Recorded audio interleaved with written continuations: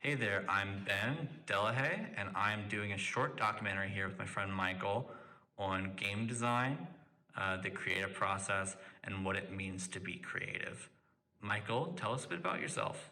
Hi, I'm Michael. I'm a senior computer game development student here at Mason. Michael, what are you working on right now here at Mason? So right now I'm working on my senior game capstone project, which is a 2-semester group project where we get assigned to make a game. Any game, open-ended, as long as it's complete at the end. All right, Michael, what game are you currently working on? So I'm currently creating Undying Garden, which is a hunting action game set in the fantasy world of primitive technology, endless swamps, and giant monstrous invertebrates. That sounds really interesting. Where did you come up with the idea for that? So I wouldn't consider myself the sort of traditional image of a creative person who can just sit down with a blank project and come up with something like that.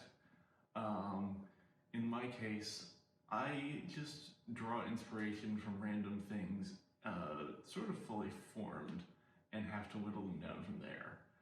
In this case, I was watching a video on Earth's prehistory, the Carboniferous period specifically, which was a time when oxygen in the atmosphere swelled and caused invertebrates like insects to grow massive and caused the Earth to be full of swamps and dying trees, which I just thought was really cool.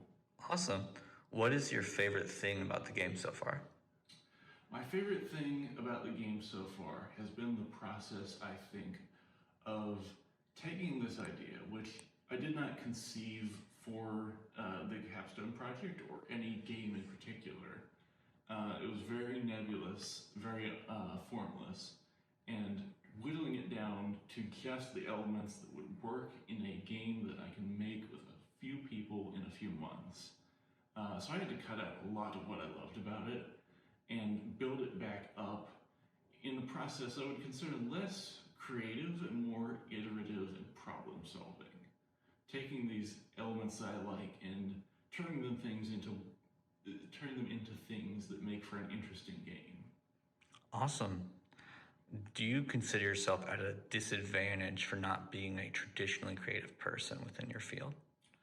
Sometimes I definitely feel like I'm at a disadvantage or feel bad that I can't create in the same way that some other people can.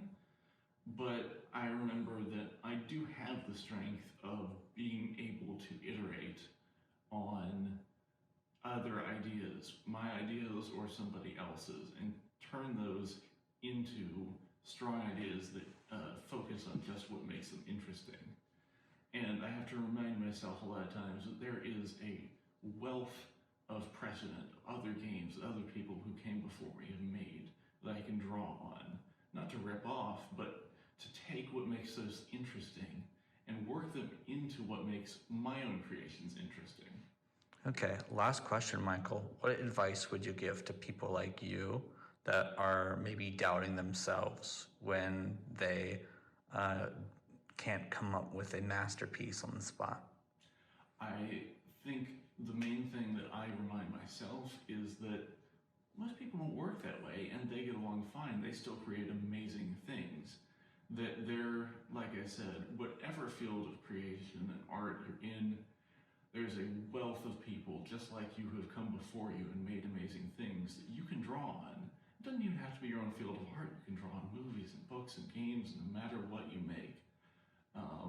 Just find what appeals to you and work on that until it's something your own. All right, thank you so much, Michael. I'm sure that'll help a lot of people. Thank you for your time, and I can't wait to play your game.